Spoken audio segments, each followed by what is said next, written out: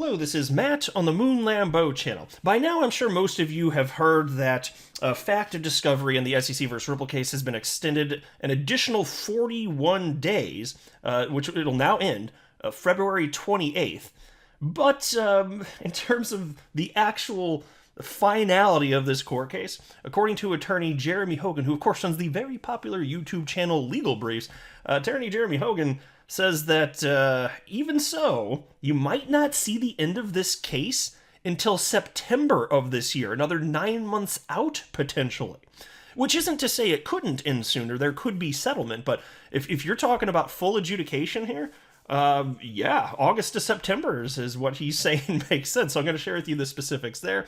Also, understandably, there are a lot of XRP holders who are rather furious, rather upset over this latest lawsuit nonsense, and it was actually covered in this article from A&B Crypto, talking about the delays. And also I want to share with you some perspective from attorney John Deaton, having to do with Judge Netburn's ruling on deliberative process privilege, or DPP for short, because that's one of the two big motions that we were waiting on the judges to rule on. The other one that we're still waiting on, which is a massively big deal, would be Ripple's fair notice defense. Can they even use that defense in this trial? But the one that was just ruled on the other day, as I've been covering, it's this idea of whether or not the SEC can claim privilege over all of these documents that they have internally having to do with Bitcoin, Ethereum, and XRP. And they mostly have won on that front. There are certain documents, as I've reported, and others have reported, that will be getting out, including Bill Hinman's emails having to do with his Ethereum free pass speech from June of 2018. So we'll get to see that. There were some wins. But I'm going to share with you John Deaton's perspective, because he thinks that old Billy Boy should probably be lawyering up right about now. He's just reiterating that concern, which he first voiced a few weeks ago. But look, I do want to be clear at the outset, I do not have a legal or financial background of any kind. I am not offering legal or financial advice, and you definitely should not buy or sell anything because of anything that I say or write. I'm just an enthusiast who enjoys making YouTube videos about crypto topics, but just as a hobby, and just for fun, damn it. And if you don't like it, well, you can just get out. All right, in we go. So this piece from Finance Feeds is titled, XRP Lawsuit is now believed to end in August or September 2022. Attorney Jeremy Hogan. In a move that added frustration within the digital asset space, namely among XRP investors and legal advisors for cryptocurrency firms and foundations, the expert discovery in the SEC vs. Ripple lawsuit has been extended for one more month. The change in schedule led XRP community leading figure, attorney Jeremy Hogan, to sum it all up and conclude the case is likely to meet its judicial end August or September 2022. Yeah, and the article also touches on the fact that prior to this, his expectation was that perhaps this case, before this most recent extension, maybe, most optimistically, could have ended in April. He clearly no longer feels that, unfortunately. Anyway, throughout the entire SEC versus Ripple lawsuit, Mr. Hogan has been asked multiple times, when would the lawsuit end? The concern over the time frame is understandable, given that XRP holders have their hard-earned cash on the line.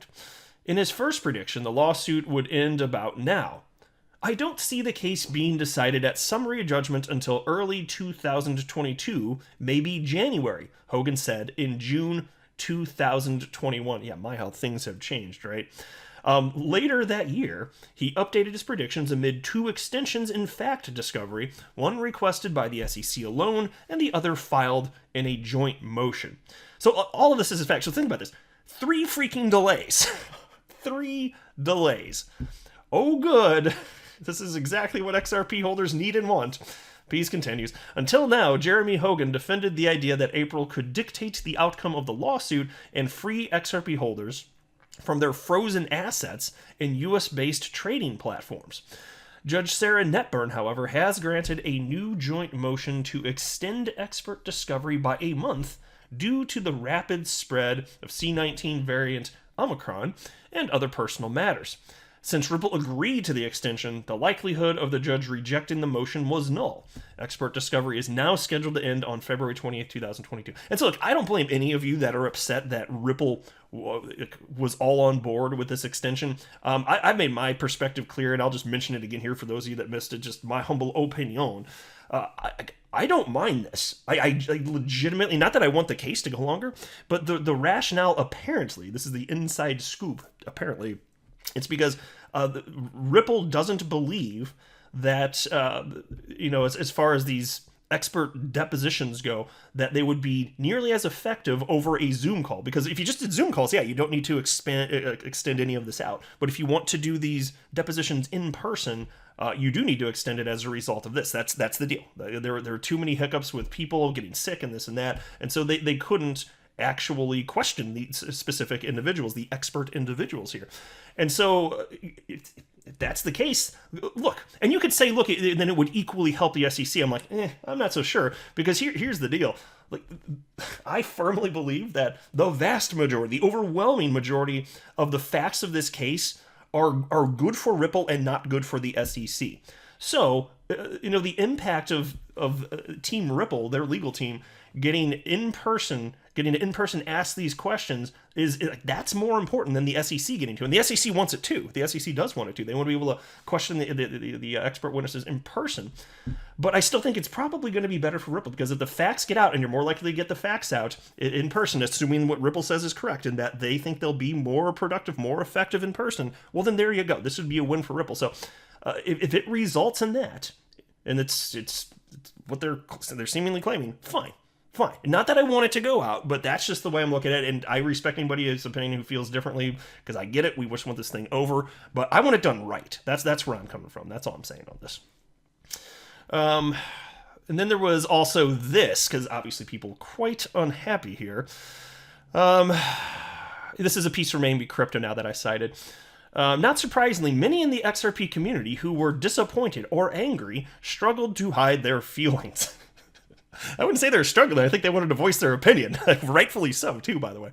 Anyway, some were even reportedly furious with Ripple for agreeing to the terms. However, attorney James Filan, XRP community member and attorney James Filan, asked the community to calm down, reminding them that C19 could have affected major participants on both sides of the case. And he said the following, this is a quote: "Throughout this lawsuit, the legal team has never let us down or backed away from any truly important battle.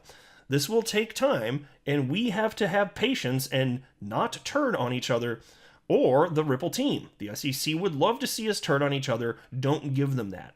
And so I tend to agree with that. I really don't think that Ripple would be for this extension if it would hurt their case. I don't think they would. These are smart people. They're incredibly sharp. It's a great legal team. If they think this is best, I'm not going to second guess that. Anyway, Filan also reminded XRP holders that Ripple objecting to pandemic-related extension requests by the SEC would make a poor impression. On the contrary, XRP investors probably feel they have plenty to be upset about. Many holding the asset are frustrated about XRP being delisted on major exchanges, and they believe that its price performance is related to the lawsuit. What's more, some XRP holders' assets are even frozen in retirement accounts. Yeah, so again, especially for those people, I'm nothing but sympathetic, just to be clear. I'm a fan of diversity of thought, so don't get offended by me having a different viewpoint than you. If you feel that's fine, because I don't mind anybody telling me I'm wrong or thinking I'm wrong. As long as people are being adults and civil, I think it's fun to exchange various ideas. So I'm all on board with that. But anyway, now here's this tweet from attorney John Deaton. My first reaction after reading Judge Netburn's DPP decision can be summed up in my thread below. And then he pointed to this thread from December 16th of last year, 2021. So just a matter of almost a whole month ago at this point, actually. And so this thread, and I don't think I'm going to go through and read the whole thing. I actually have covered this previously, but I did want to mention his perspective here. It had to do with Title V of SEC code here. And section 2635.702, use of public office for private gains. Because here's the deal. When it comes to DPP, the judge has stated that clearly, this is the judge's perspective, Bill Hinman's 2018 Ethereum free pass speech, just his personal opinion. which is in a way good, actually, because if it were official SEC decree, then any documents surrounding that, Ripple wouldn't be getting them, because then they'd have a legitimate privilege claim, right? So in that sense, that little part of this is good anyway. But we know that Bill Hinman ended up getting over $15 million from his former employer, which he ended up going back to, by the way, after he left the SEC. And so it's just fascinating to cite that, this is why John Deaton's mentioning this, and he even called it a whistleblower alert, that, use of public office for private gain, illegal. Absolutely illegal. So in the fact that this is just his personal opinion and he financially benefited, he ended up writing at the bottom of this thread, I think it's at the bottom, the following. Here we go. The SEC claims his speech had nothing to do with SEC guidance to the markets. Hinman might want to seek counsel. Yeah, and he's talking about legal counsel there, of course. It's all extraordinarily fishy, but now we know even Judge Netburn says, yeah, it's just his personal opinion. Okay, well, if that's the case, might want to lawyer up. I'm not a financial advisor. You should not buy or sell anything because of anything that I say or write. That would be a very, very, very bad idea. Until next time, to the moon, Lambo.